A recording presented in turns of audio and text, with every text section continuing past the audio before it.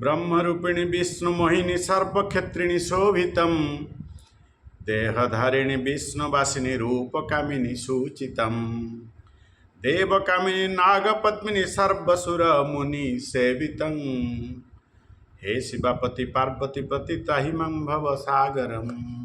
नमस्ते दिव्यात्मन। आगरू आमे अनेक गुड़े आध्यात्मिक विषय आलोचना कर सारी। आज आमे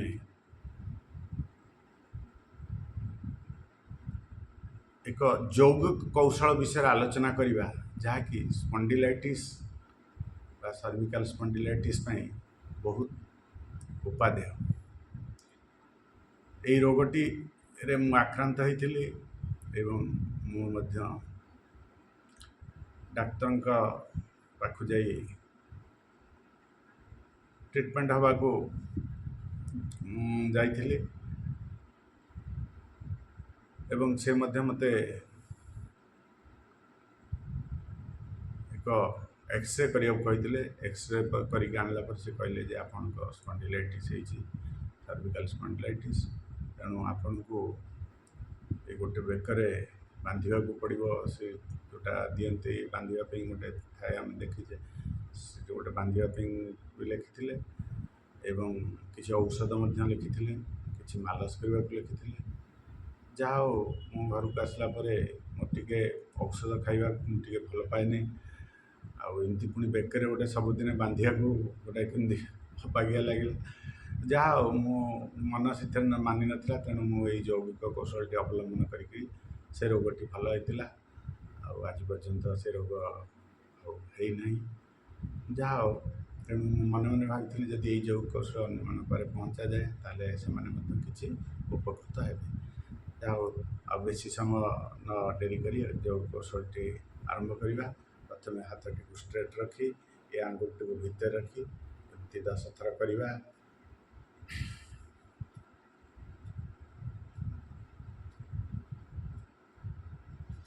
तापर ये आंगुठी जो आम भितर रखुले बाहर रखा एमती 10 थर करवा।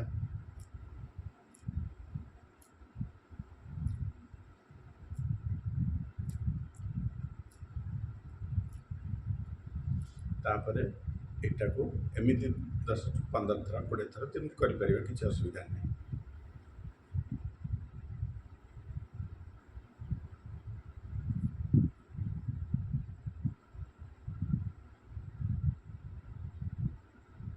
कि हाथ सब स्ट्रेट थी तापर पुणी एमती रखिक एटा को निज आड़ को आम 10 थर 15 थर कर।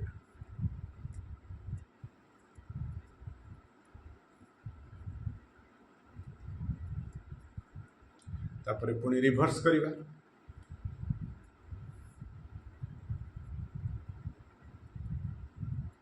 जोटा प्रथम एमती करते पुणी बाहर को यहाँ जोटा एमती रिभर्स करवा तेणु से भी 10 थर 15 थर कर 10 थर कर। यहाँ सरला हाथटा को एठिकी नहीं आसवा नहीं छाटिला भली 10-15 थर करवा।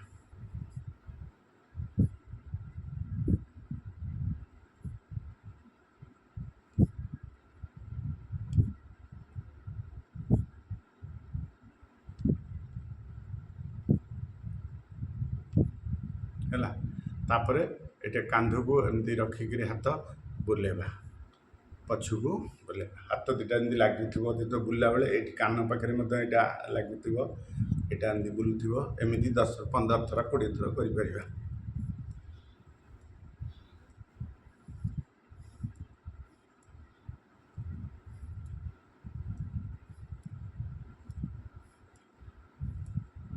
तापर रिभर्स करवा।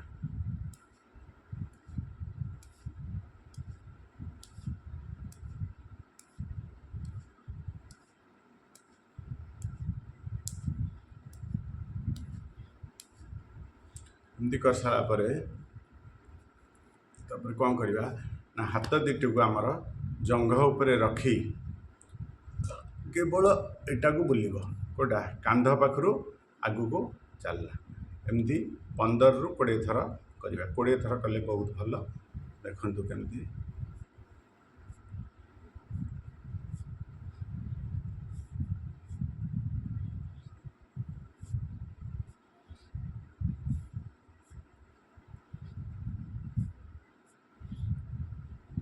ବାସ୍ ସରିଲା। ପୁଣି ବ୍ୟାକ୍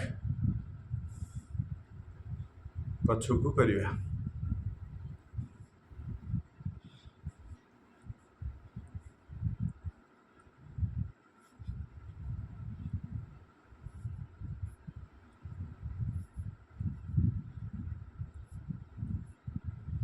ତାପରେ ଏଟାକୁ ଏମିତି କରିବା। ଦେଖନ୍ତୁ ପୁରା ଲକ୍ କରିଲେ ଏମିତି ଧରିନେଲେ ଡାହାଣ ହାତଟା ବାଁ ହାତକୁ ଏମିତି ଧରିନେଲେ, ପୁଣି ବାଁ ହାତଟାକୁ ଡାହାଣ ହାତରେ ଏମିତି ଧରିନେଲେ, ଏମିତି ଲକ୍ କରି ପଛକୁ ନେଇଯିବା। ଦେଖନ୍ତୁ ଯେମିତି ମୁଁ କରୁଛି, ଷ୍ଟ୍ରେଟ୍ ରଖିବ, ମୁଣ୍ଡ ପ୍ରେସର ଦେବା ହାତ ଉପରେ, ଆଉ ହାତଟାକୁ ମଧ୍ୟ ମୁଣ୍ଡରେ ପ୍ରେସର ରହିବ। ହାତ ଆଗକୁ ରହିବ, ମୁଣ୍ଡ ପଛକୁ ପ୍ରେସର ଦେବା, ହାତ ଆଗକୁ ପ୍ରେସର ଦେବା, କିନ୍ତୁ ମୁଣ୍ଡ ସିଧା ରହିବ। ଏମିତି ଥରେ କଲେ ପୁଣି ଏଭଳି ଭାବରେ ଏପଟକୁ ହାତ ଆଣି ପୁଣି କରିବା, ଏମିତି ଥରେ, ପୁଣି ଥରେ ହାତ ପ୍ରେସର ରହୁଛି ମୁଣ୍ଡ ଆଡ଼କୁ, ମୁଣ୍ଡ ରହୁଛି ହାତ ଆଡ଼କୁ ପ୍ରେସର, କିନ୍ତୁ ମୁଣ୍ଡ ସିଧା ରହୁଛି।